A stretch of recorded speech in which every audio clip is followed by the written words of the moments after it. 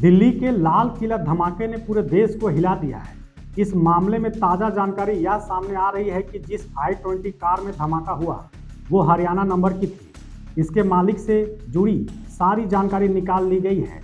गृह मंत्री अमित शाह और प्रधानमंत्री नरेंद्र मोदी सीधे इस पूरे प्रकरण पर नज़र बनाए हुए हैं। पुलिस कमिश्नर सतीश गोलचा ने पुष्टि की है कि यह एक सुनियोजित आतंकी हमला था। यह एक स्लो मूविंग कार थी। घटनास्थल से बरामद मलबे में आईईडी के अवशेष मिले हैं, जिससे साफ हो गया है कि धमाका किसी बड़ी साजिश का हिस्सा था। इस मामले में अब तक 9 लोगों की मौत और 25 से अधिक लोगों की घायल होने की पुष्टि हुई है। केवल 2 मृतकों की पहचान हो पाई है। दिल्ली लाल किला धमाके में मरने वालों की पहचान में अब तक 2 नाम सामने आए हैं। उत्तर प्रदेश के अमरोहा हसनपुर के अशोक कुमार और दिल्ली के श्रीनिवासपुरी निवासी अमर कटारिया की मौत की पुष्टि हुई है। बाकी मृतकों की शिनाख्त अभी तक नहीं हो पाई है। सुरक्षा और जांच एजेंसियां शवों की पहचान के लिए डीएनए और अन्य तकनीकी मदद का इस्तेमाल कर रही है। मृतकों के परिवारों को घटना स्थल पर अधिकारियों द्वारा सूचना दी जा रही है। घायलों का इलाज एलएनजेपी अस्पताल में चल रहा है और पुलिस पूरे इलाके की सुरक्षा और जांच में जुटी हुई है। जांच में यह भी स्पष्ट हो गया है कि धमाका खड़ी कार में नहीं बल्कि चलती i20 में हुआ था। पुलिस कमिश्नर के अनुसार शाम 6:50 के करीब कार लाल किला के मेट्रो स्टेशन के पास रेड लाइट पर रुकी थी, तभी जबरदस्त धमाका हुआ। पूरे इलाके को सील कर National Intelligence Agency, Delhi police special cell और फॉरेंसिक टीम जांच में जुट गई है। वहीं अमित शाह ने दिल्ली पुलिस कमिश्नर से बातचीत कर पूरी विस्तृत रिपोर्ट मांगी है और घायलों के इलाज की समुचित व्यवस्था सुनिश्चित करने के निर्देश दिए हैं। उन्होंने कहा है कि साजिश के हर पहलू की गहराई से जांच होनी चाहिए। धमाका के बाद दिल्ली, हरियाणा, गुजरात और महाराष्ट्र में हाई अलर्ट घोषित कर दिया गया है। रेलवे स्टेशन, मॉल्स और भीड़भाड़ वाले इलाकों में सुरक्षा बढ़ा दी गई है, जबकि खुफिया एजेंसियां आतंकी मॉड्यूल की हर कड़ी को खंगालने में जुटी है। दिल्ली को दहला देने वाले लाल किला कार ब्लास्ट पर लगातार नए खुलासे हो रहे हैं। लाल किला मेट्रो स्टेशन के पास हुए भीषण कार ब्लास्ट केस में पुलिस को बड़ा क्लू मिला है। लाल किले पर जिस कार में धमाका हुआ था उसकी विस्फोट से पहले की तस्वीरें सामने आई हैं। धमाके वाली हुंडई i20 कार को कई बार खरीदा और बेचा गया था। अब सवाल है कि आखिर इसे विस्फोट से महज कुछ समय पहले कौन चला रहा था? आखिर इसे पार्किंग में पार्क किसने किया था? इन सवालों का जवाब तलाशने में पुलिस जुटी हुई है। इस बीच सीसीटीवी फुटेज में उस कार वाले ड्राइवर की तस्वीर कैद हो गई है। ड्राइवर कार में दिख रहा है और इस फुटेज में वह कार को पार्किंग में ले जाता हुआ दिख रहा है। तस्वीर बहुत साफ नहीं आई है, इसलिए पुलिस और जांच एजेंसियां अन्य सीसीटीवी फुटेज को खंगालने में लगी है।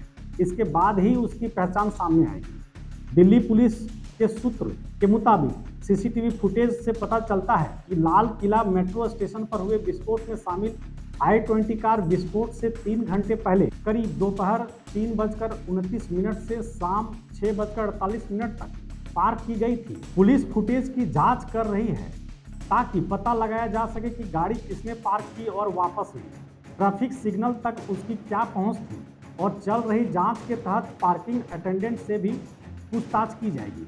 सवाल तो यह भी है कि i20 कार में कितने लोग सवार थे। दिल्ली पुलिस के सूत्रों का कहना है कि कार में 2 से 3 लोग सवार थे। कार का नंबर हरियाणा है। कार वैसे कई बार खरीदी और बेची गई है। कार का आखिरी मालिक तारिक नाम का शख्स है, जो जम्मू कश्मीर के पुलवामा जिले का निवासी है। इस तरह से दिल्ली ब्लास्ट का पुलवामा कनेक्शन भी दिख रहा है। कम से कम 9 लोगों की मौत हो गई है, जबकि 25 से ज़्यादा घायल हैं।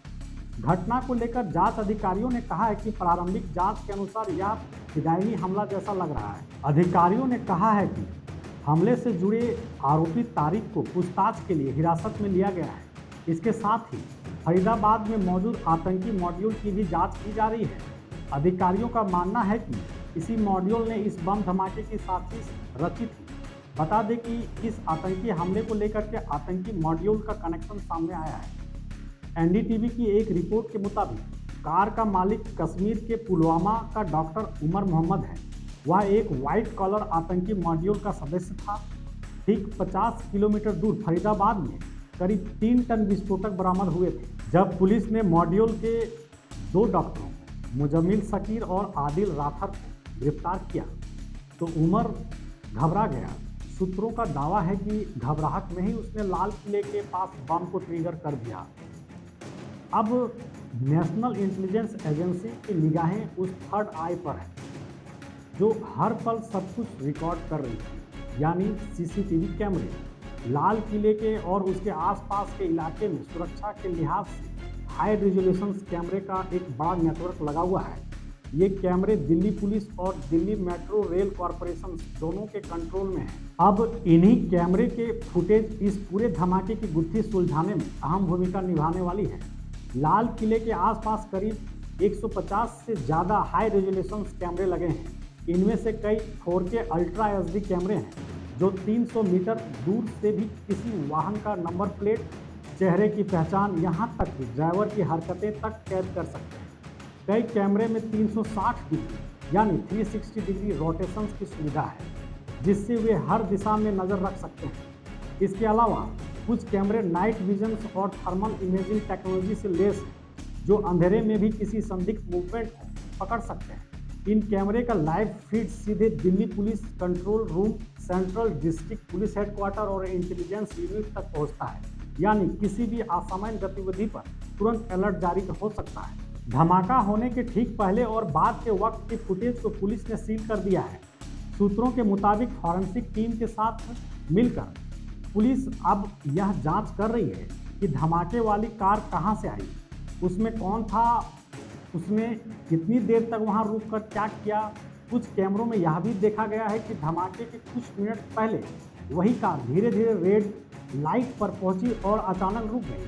पुलिस अब यह पता लगाने की कोशिश कर रही है कि गाड़ी में कोई अंदर बैठा था या धमाका रिमोट से हुआ। बहरहाल डेली हिंद की पूरी टीम इस आतंकी हमले की कड़ी शब्दों में निंदा करता है। इस आतंकी हमले में मारे गए मृतकों को श्रद्धांजलि, घायलों के प्रति हम संवेदना व्यक्त करते हैं।